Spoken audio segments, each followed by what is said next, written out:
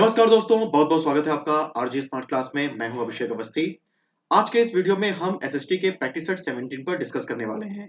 आप इस वीडियो को पूरा जरूर देखिएगा। वीडियो आपको अच्छा लगे तो इसे लाइक करिएगा, शेयर करिएगा और कमेंट करके जरूर बताइएगा कि वीडियो आपको कैसा लगा। और अगर आप इसका पीडीएफ डाउनलोड करना चाहते हैं तो आप हमारे टेलीग्राम चैनल से डाउनलोड कर सकते हैं। टेलीग्राम चैनल का लिंक मैंने डिस्क्रिप्शन में दिया हुआ है। तो चलिए शुरू करते हैं। तो आज का पहला प्रश्न है कि कर्क रेखा निम्नलिखित में से किस राज्य से होकर गुजरती है। कर्क रेखा जो है वो निम्नलिखित में से किस राज्य से होकर गुजरती है। तो इसका सही आंसर है ऑप्शन ए, राजस्थान। याद रखेंगे, कर्क रेखा जो है वो राजस्थान से होकर गुजरती है। और इसको याद करने की एक सिंपल सी ट्रिक है, मैं आपको बता देता हूं, नोट कर लीजिएगा कि मित्र पर गमछा झार, मित्र पर गमछा झार। तो इस ट्रिक से आप याद कर सकते हो कि कर्क रेखा जो है वो कौन कौन राज्यों से गुजरती है। तो सबसे पहले मी से हो जाएगा मिजोरम। ठीक है, मी से क्या हो जाएगा, मिजोरम। त्रा से हो जाएगा त्रिपुरा। उसके बाद में पा से हो जाएगा पश्चिम बंगाल। फिर उसके बाद में आपका रा से हो जाएगा राजस्थान। ठीक है, तो ये आपके चार राज्य हो गए मित्र पर। उसके बाद में गा से हो जाएगा गुजरात। मा से हो जाएगा मध्य प्रदेश। फिर उसके बाद में छा से हो जाएगा छत्तीसगढ़। और झार से हो जाएगा झारखंड। तो याद रखेंगे कि ये 8 राज्य हैं जहां से कर्क रेखा गुजरती है। तो इसमें आपका सही आंसर है राजस्थान, जहां से कर्क रेखा गुजरती है। ठीक है, इस तरीके से आप याद कर सकते हो इसको बहुत आसानी से। अगला प्रश्न है कि भारतीय मानक समय रेखा किस राज्य से होकर गुजरती है। तो भारतीय मानक समय रेखा जो है किस राज्य से होकर गुजरती है, तो इसका जो सही आंसर है वो है आपका आंध्र प्रदेश। भारतीय मानक समय रेखा उत्तर प्रदेश में इलाहाबाद के पास नैनी नामक स्थान से गुजरती है, जहां से भारतीय मानक समय लिया गया है। अगर हम लोग कुल राज्यों की बात करें तो कुल राज्य 5 हैं। तो इसको याद करने की ट्रिक भी मैं आपको बता देता हूं, आप नोट कर लेना कि उत्तर प्रदेश में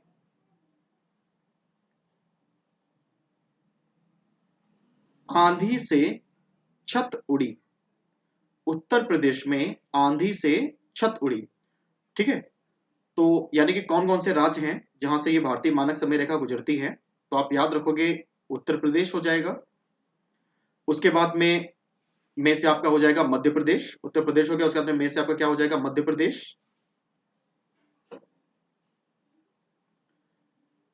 फिर उसके बाद में आंधी यानी कि आपका हो जाएगा आंध्र प्रदेश। ठीक है, फिर उसके बाद में आपका छत से हो जाएगा छत्तीसगढ़। और उड़ी से हो जाएगा आपका, याद रखेंगे, ओडिशा। ठीक है, तो ये वो 5 राज्य हैं जहां से भारतीय मानक समय रेखा जो है वो गुजरती है, याद कर लीजिएगा। अगला प्रश्न है कि विश्व में क्षेत्रफल में भारत का कौन सा स्थान है। विश्व में क्षेत्रफल में भारत का कौन सा स्थान है। तो इस प्रश्न का सही उत्तर है 7। विश्व में क्षेत्रफल में भारत का 7वां स्थान है। याद करने की इसकी टेक्निक जो है वो है कि रुख, चीन,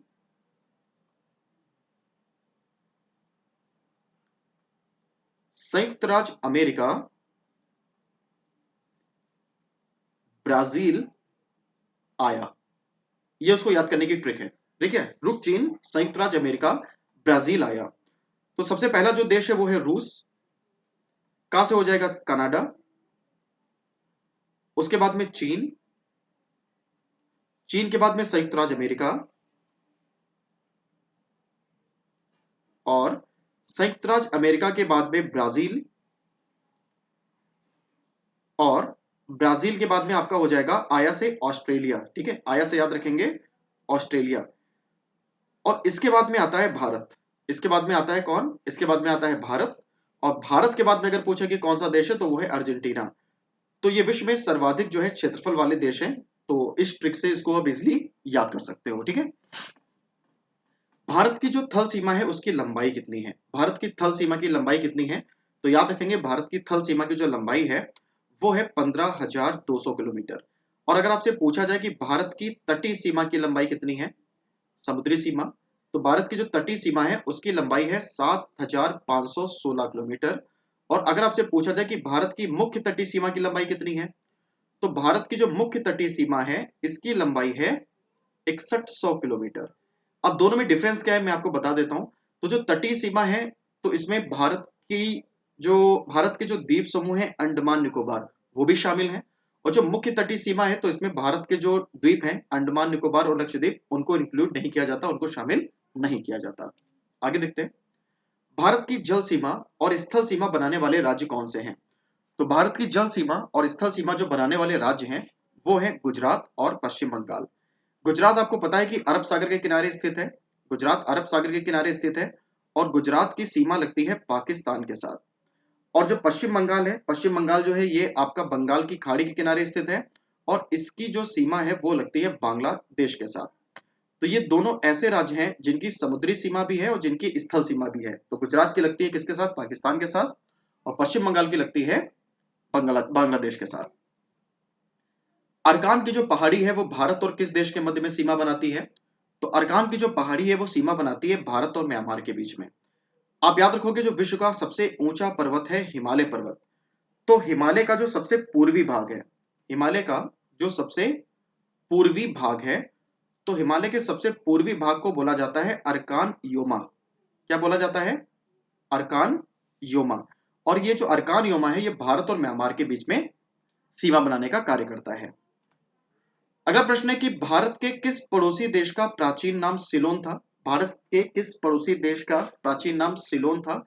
सही आंसर हो जाएगा आपका श्रीलंका। श्रीलंका का जो प्राचीन नाम है याद रखेंगे वो सिलोन था। ठीक है, श्रीलंका का प्राचीन नाम क्या था? सिलोन था। अगला प्रश्न देखते हैं। अगला प्रश्न है कि विश्व में सर्वाधिक द्वीपों वाला देश कौन सा है? तो विश्व में सर्वाधिक द्वीपों वाला देश कौन सा है? इस प्रश्न का सही उत्तर है इंडोनेशिया। इंडोनेशिया जो है ये श्रीलंका के बाद भारत का दूसरा समुद्री पड़ोसी देश भी है, याद रखेंगे। और ये विश्व में सर्वाधिक द्वीपों वाला देश भी है। अगर आपसे पूछा जाए कि विश्व का सबसे बड़ा द्वीप कौन सा है, तो विश्व का सबसे बड़ा द्वीप है ग्रीनलैंड। विश्व का सबसे बड़ा द्वीप कौन सा है? ग्रीनलैंड। और पूछे कि अगर विश्व का सबसे बड़ा नदी द्वीप कौन सा है, तो विश्व का जो सबसे बड़ा नदी द्वीप है वो है माजुली, जो कि ब्रह्मपुत्र नदी पर है और यह है असम में। ठीक है, तो ये पॉइंट भी बहुत इंपॉर्टेंट है, इनको आप याद रखिएगा। ब्रह्मपुत्र, और ये है कहाँ? ये है असम में। ठीक है, चलिए आगे बढ़ते हैं। सांभर झील किस राज्य में स्थित है? ये भारत की सर्वाधिक लवणता वाली झील है। सांभर झील किस राज्य में स्थित है? आप याद रखोगे सांभर झील जो है ये स्थित है राजस्थान में और ये भारत की सबसे अधिक लवणता वाली झील है। सैडल पीक जो चोटी है ये कहाँ स्थित है? पीक का मतलब चोटी, तो सैडल पीक जो है वो कहाँ स्थित है? तो सैडल पीक अंडमान निकोबार में स्थित है और ये अंडमान निकोबार की सबसे ऊंची पर्वत चोटी है। महाराष्ट्र और गोवा का जो समुद्री तट है उसको क्या कहा जाता है? तो महाराष्ट्र और गोवा का जो समुद्री तट है इसको कहा जाता है कोंकण तट। याद रखेंगे, महाराष्ट्र और गोवा के समुद्री तट को क्या कहते हैं? कोंकण तट। नेक्स्ट क्वेश्चन है कि सिक्किम में कौन सा दर्रा स्थित है? तो सिक्किम में कौन सा दर्रा स्थित है? तो आपका सही आंसर है नाथुला। सिक्किम में नाथुला दर्रा स्थित है।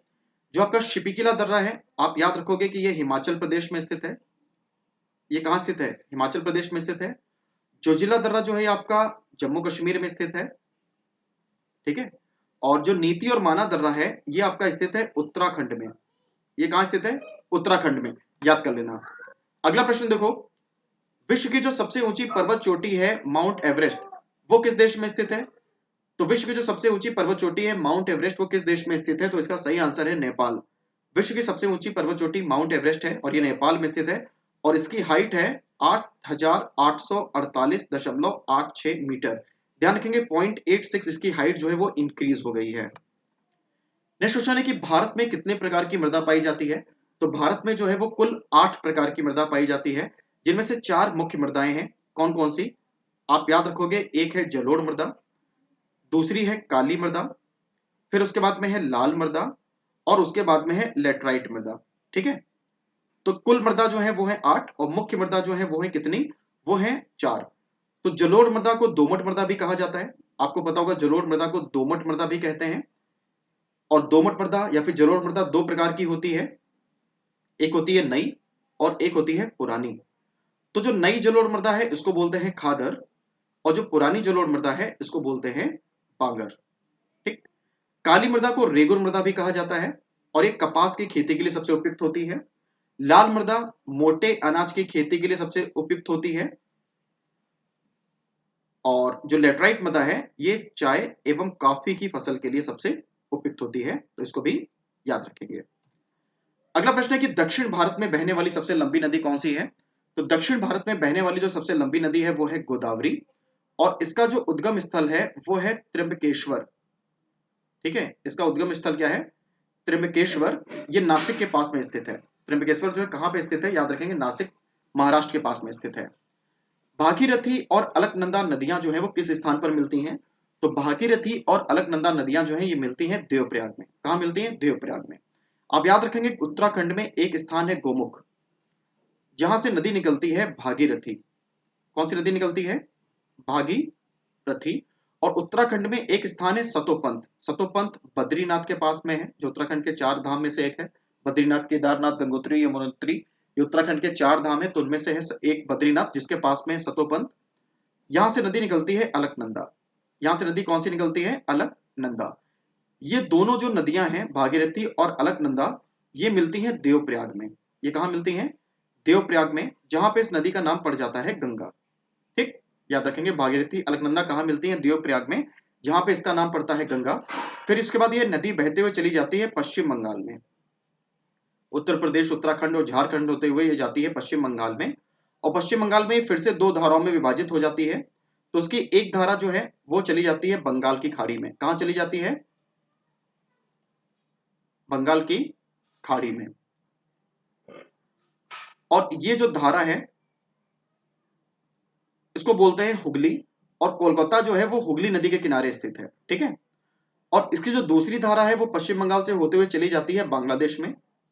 कहां चली जाती है? बांग्लादेश में। और बांग्लादेश में इसको बोलते हैं पद्मा। बांग्लादेश में इसको क्या बोलते हैं? पद्मा। याद रखिएगा। अगला क्वेश्चन है कि कौन सी नदी डेल्टा का निर्माण नहीं करती? कौन सी नदी डेल्टा का निर्माण नहीं करती? तो याद रखेंगे नर्मदा नदी डेल्टा का निर्माण नहीं करती। ठीक है, जो नदियां बंगाल की खाड़ी में गिरती हैं, आप याद रखिएगा कि जो नदियां बंगाल की खाड़ी में गिरती हैं वो सभी डेल्टा का निर्माण करती हैं। और जो नदियां गिरती हैं अरब सागर में, जो नदियां कहां गिरती हैं? अरब सागर में, वो नदियां एस्चुरी का निर्माण करती हैं। वो नदी किसका निर्माण करती हैं? एस्चुरी का निर्माण करती हैं। तो अरब सागर में गिरने वाली जो कुछ प्रमुख नदियां हैं उनको याद करने की ट्रिक है समानता। तो इसमें आपका सा से हो जाएगा साबरमती, मा से हो जाएगा आपका माही, ना से हो जाएगा नर्मदा, और ता से हो जाएगा ताप्ती। तो ये वो नदियां हैं जो कि अरब सागर में गिरती हैं और ये डेल्टा का निर्माण नहीं करती, ये एस्चुरी का निर्माण करती हैं। राजस्थान में स्थित जो सबसे ऊंची पर्वत चोटी है उसका नाम क्या है? तो राजस्थान में सबसे ऊंची पर्वत चोटी है गुरु शिखर, जो कि अरावली पर्वत में स्थित है। ये अरावली जो पर्वत है ये उसकी सबसे ऊंची चोटी है। और अरावली पर्वत आपको याद होगा कि ये सबसे प्राचीन पर्वत है। अरावली अगर पूछा जाए भारत का सबसे प्राचीन पर्वत, तो याद रखेंगे अरावली पर्वत जो है ये भारत का सबसे प्राचीन पर्वत है। हिमालय सबसे ऊंचा पर्वत है और एंडीज सबसे लंबा पर्वत है। भारत में जो सर्वाधिक बाघ हैं वो किस राज्य में पाए जाते हैं? तो भारत में सर्वाधिक बाघ पाए जाते हैं मध्य प्रदेश में, और इस वजह से मध्य प्रदेश को बाघ राज्य भी कहा जाता है, टाइगर स्टेट। और सबसे ज्यादा शेर अगर पूछा जाए कहां पाए जाते हैं, तो सबसे ज्यादा शेर जो है वो पाए जाते हैं गुजरात में। सबसे ज्यादा बाघ कहां पाए जाते हैं? मध्य प्रदेश में। सबसे ज्यादा शेर कहां पाए जाते हैं? याद रखेंगे गुजरात में। तो मोस्ट इंपॉर्टेंट है, याद कर लीजिएगा। भारत में सर्वाधिक वन प्रतिशत वाला राज्य कौन सा है? तो भारत में जो सर्वाधिक वन प्रतिशत वाला राज्य है वो है मिजोरम। अगर आपसे पूछा जाए कि सर्वाधिक वनों वाला राज्य कौन सा है, तो वो है आपका मध्य प्रदेश। और अगर पूछा जाए कि सर्वाधिक वन प्रतिशत वाला राज्य कौन सा है, तो वो राज्य है मिजोरम। और मध्य प्रदेश के बाद में सर्वाधिक वनों वाला राज्य है अरुणाचल प्रदेश, और मिजोरम के बाद में सर्वाधिक वन प्रतिशत वाला राज्य है अरुणाचल प्रदेश। तो ये आज के कुछ इंपॉर्टेंट क्वेश्चंस थे जो अभी हम लोगों ने डिस्कस किए। इनमें से कितने क्वेश्चंस आपके सही हुए ये आप कमेंट बॉक्स में जरूर बताइएगा। और अगर इस वीडियो का पीडीएफ डाउनलोड करना चाहते हैं तो आप हमारे टेलीग्राम चैनल से डाउनलोड कर सकते हैं। टेलीग्राम चैनल का लिंक मैंने डिस्क्रिप्शन में दिया हुआ है। अगर ये वीडियो अच्छा लगा हो तो इसे लाइक करिएगा, शेयर करिएगा और कमेंट करके जरूर बताइएगा कि वीडियो कैसा लगा, ताकि हम इस तरह के और वीडियोस बनाते रहें। तो आज के लिए इतना ही, मिलते हैं अगले वीडियो में, तब तक के लिए गुड बाय, थैंक यू।